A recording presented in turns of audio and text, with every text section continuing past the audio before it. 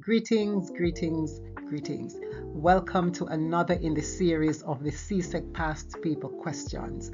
We are now at part 3, and I do trust and hope that so far the series has been quite helpful. So let's get straight into the videos. So our first question: which of the following names is given to a theatre space where the audience is on one side viewing the play through architectural opening with arches? Now, the moment it says arches, it should be a dead giveaway. But let us look at the options. A, open stage. B, arena stage. C, alleyway theatre. And D, proscenium stage. And if you know the full term, it would be a proscenium arch stage. So once it talks about arches, we know that the answer here should be D, because it's the only theatre type of theatre space or theatre stage that has arches. All right, let's move on to the next. Here goes.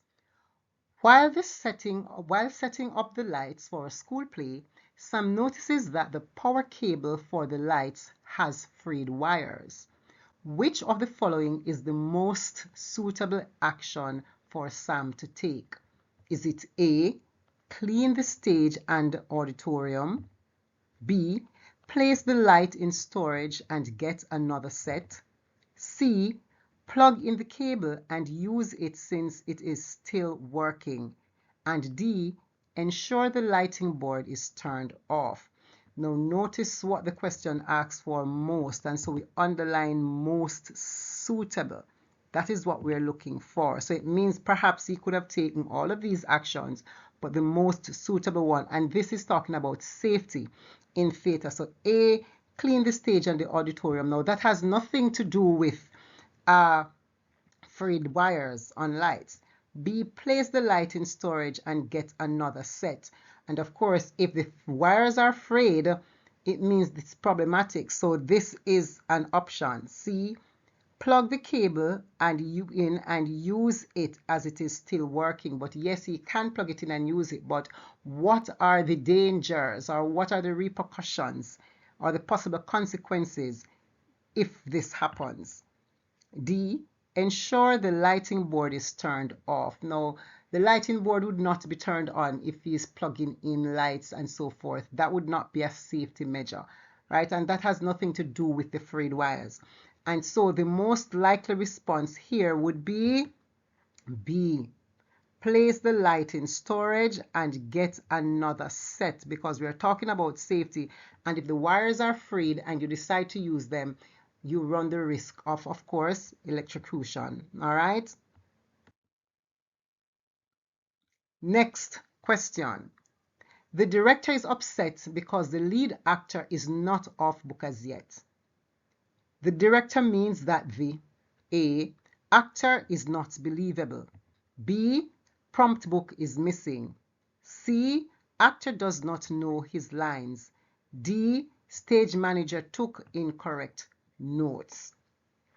Now, if you understand the theatre terminologies, then you'll know what off book means. The actor is not believable, so this would not be the response. The prompt book would not be the response. And the most appropriate answer here would be C, the actor does not know his lines. And this would make any director extremely upset to know that the lead actor doesn't know lines. And of course, in the theatre, you call it being off the books.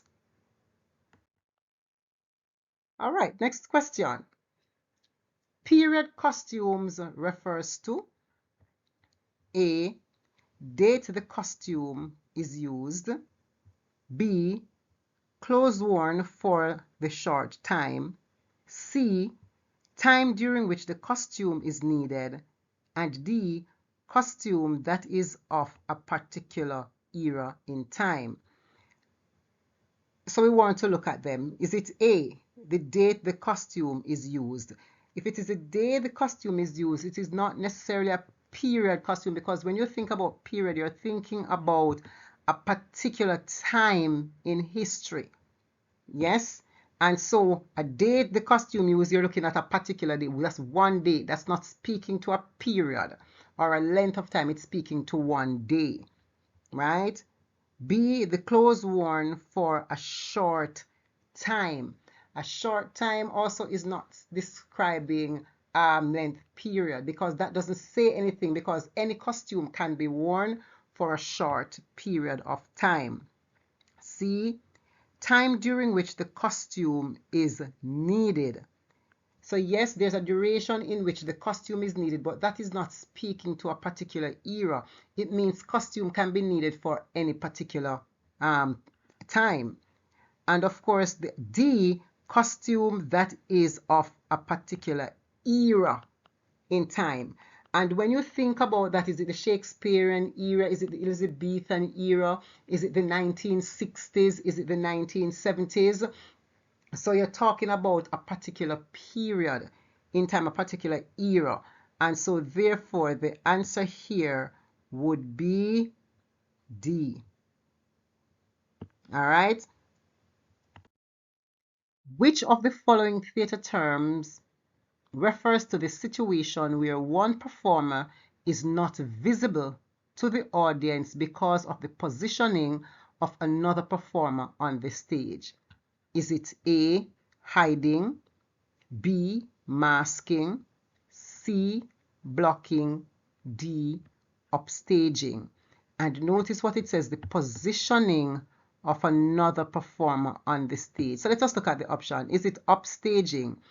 The answer here would not be upstaging, because the actor who is positioned in a way that the audience is not seeing the other actor would not be upstaging, because he or she is not necessarily the one speaking, or would not be the one who would have moved in front of the other and steal the focus from the other actor to himself or herself. So upstaging would not be the answer.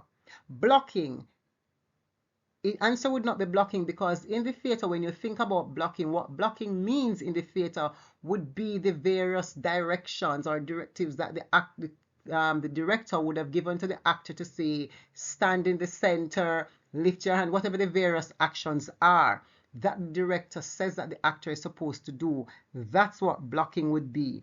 It would not necessarily be hiding, unless the actor is deliberately deciding that, listen, I'm going to hide from the audience, and that is not something that you do on stage. So it would not be the response. But masking, right here, seems to be it would be the most appropriate response, because it therefore means, based on the positioning, the actor would be masking the other. So you're preventing from seeing, you're preventing from identifying. It's almost as if we can't see whatever it is that is going on. And so in the theater, whenever something like this happens, it is called masking.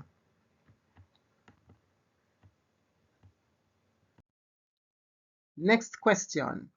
Which of the following best describes how the setting in productions assists the performance?